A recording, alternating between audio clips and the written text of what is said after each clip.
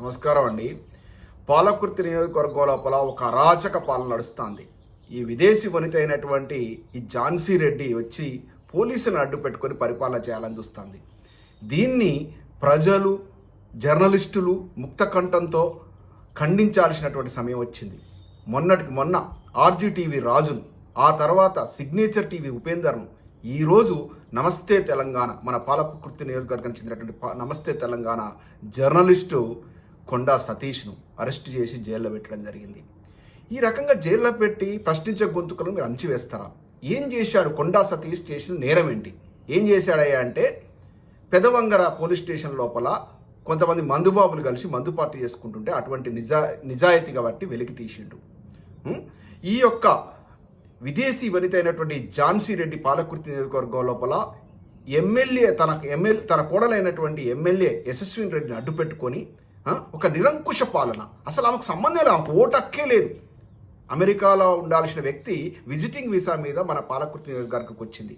ఈ సిగ్గులేని కాంగ్రెస్ అధినాయకత్వం ఆమెను ఇన్ఛార్జ్ చేశారట. మరి చేస్తే సిగ్గు తెచ్చుకోండి. మీకు ఎవరు భారతీయులు దొరకలేదా పాలకుర్తి నియోజకవర్గానికి ఇన్ఛార్జ్ చేయడానికి? ఈ ఝాన్సీ రెడ్డి వచ్చింది కావాలా మీకు? ఆమె చేసింది ఏంది? ఒక్కరికన్నా నియోజకవర్గానికి సంబంధించిన వ్యక్తులకు వాళ్ళ యొక్క పిల్లలు ఇక్కడ చదువుకుంటున్నారు అమెరికాలో, వాళ్ళకి ఎవరికైనా హెల్ప్ చేసిన దాఖలాలు ఉన్నాయా? నేను చేసినయ్యా, నేను సాక్షాత్తో చూపిస్తా. కాంగ్రెస్ పార్టీ కార్యకర్తల పిల్లలకు అమెరికాలో నేను హెల్ప్ చేశాను. ఆమె ఏమైనా చేసిందా? ఏమైనా సాయం చేసిందా?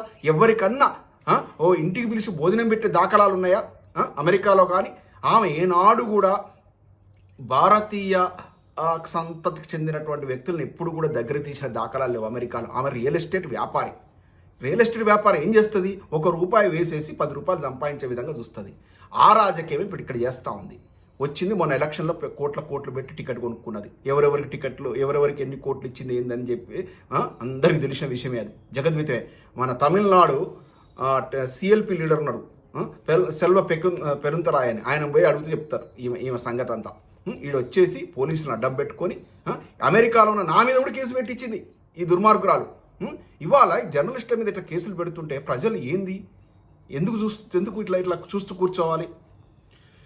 ఈ సందర్భంగా మిమ్మల్ని ఒకటే కోరుకుంటాను, జర్నలిస్ట్ మిత్రులను, అదేవిధంగా ప్రజా సంఘాలను, పాలకుర్తి ప్రజానికాన్ని, ఈ యొక్క సంఘటనను, ఈ కొండా సతీష్ యొక్క అరెస్టు ఉదంతాన్ని మీరందరూ ముక్త కంఠంతో ఖండించాలి, తీవ్రంగా వ్యతిరేకించాలి. వ్యతిరేకిస్తేనే ఈ యొక్క మన యొక్క మానవ హక్కుల ఉల్లంఘన జరగకుండా ఉంటుంది. కాబట్టి దయచేసి మీకు విన్నవించుకుంటున్నా, పోరాడండి, పోయేదేమీ లేదు, బానిస సంఖ్యలు తప్ప. కొండా సతీష్ యొక్క అరెస్టు ఉదంతాన్ని ముక్త కంఠంతో మీరంతా ఖండిస్తారని ఆశిస్తూ